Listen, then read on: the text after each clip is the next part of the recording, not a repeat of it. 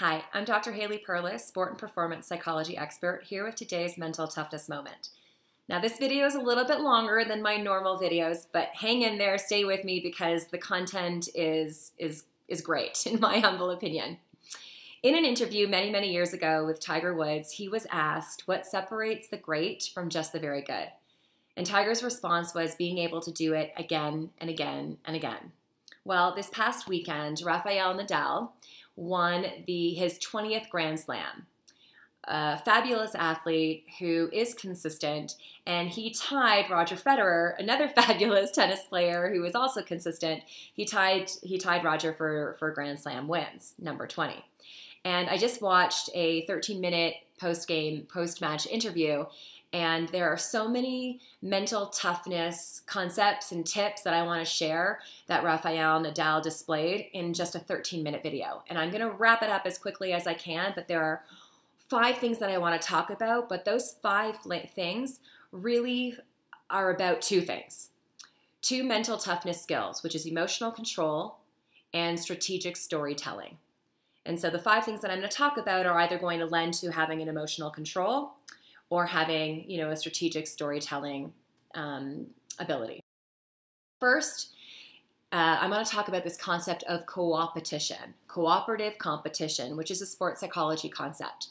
In the interview, Nadal was asked a few times about the rivalry between him and Roger, and then also any revenge that he was seeking against Novak Djokovic, who he was playing against, who he lost in the Australian Open. And he was asked about this rivalry and this need for revenge. And Nadal basically said this: sure, I want to win, and I want to get. He goes, revenge may be part of it, but it is not his leading force. He says, I'm not a revengeful player. I show up and I play my own game, and I respect all these players. And I think he definitely directed his focus towards Roger, and Roger respects me, and I think it's great. And I want to share with you this concept of cooppetition because Nadal was really talking about this. And the story would go like this: thank you for showing up today, opponent. I hope you do your best, opponent, today, because knowing that you're going to do your best is going to motivate me to do my very best and beat you. And Nadal even talked about this lovely respect that he has for Roger. But then in the recent win that he had against Novak Djokovic, he said that it might even have been better, just so you know, he won straight sets. He said it might have even been better had he won in a more closely matched tournament. So he said it might have even been a little bit more, more satisfactory had it been a close match instead of him winning 3 sets. So it really goes to show you the concept of cooppetition. And when you're at a high performance, even if you're not, whatever level you're at, look at your competition, whether it's, someone that you're playing against, or maybe it's even a teammate. Thank them for showing up. Ask them to do their best, and use that to motivate you to do your very best, and then see what happens. Concept number 2, emotional control. So Nadal won a fabulous tournament, his 20th Grand Slam, and they were asking him about, the impact it has in the world in which we're living right now during COVID.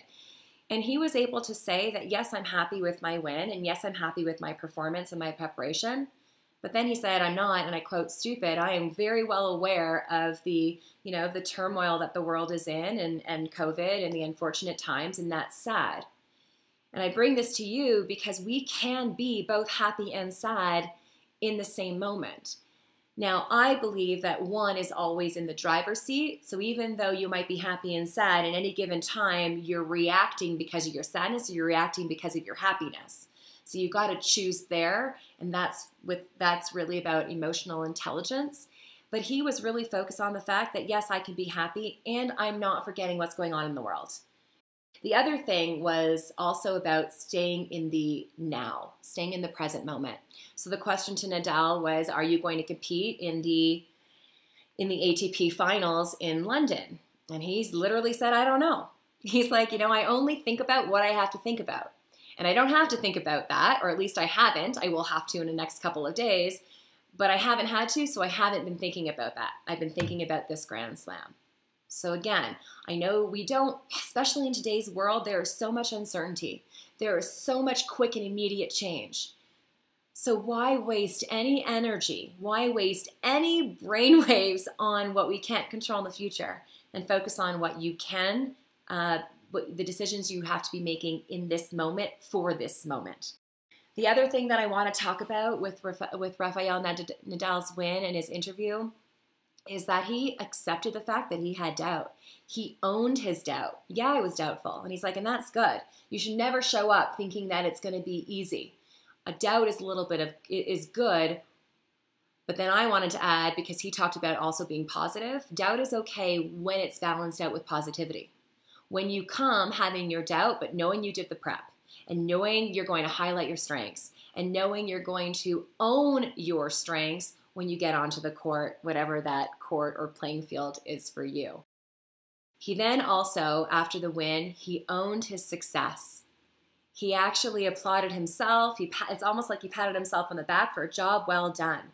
When we've worked hard, when we've done all the prep, when we have all the support and we get the job done, take a moment to just breathe that in and own it, because only then can you take on the next challenge. A lot, but I want to bring it back. Cooppetition. Thank your opponents. Thank your competitors, whether they are your teammates or whether they are your opponents. Thank everyone for showing up and ask everyone to do their best so that you can do your very best and beat them. Number 2, it's okay to have all different types of emotions, but at any given time, one emotion is in the driver's seat, so choose wisely. Number 3, think about only what you need to be thinking about for this moment. Make the decisions that need to be decided upon now. Don't worry about the future. That will come. 4, it's okay to have doubt. Accept that. It's normal and it's probably healthy, but balance that doubt with the positivity of your strengths. Know that you've done the work. Know that you've got some strengths to bring to the table. And then when you do a good job, take a moment and breathe that in and pat yourself on the back for doing a good job. And then, like Rafael Nadal, it's going to help you, like Tiger said, be great again and again and again.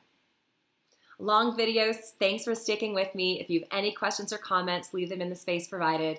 And until next time, have a wonderful rest of your day.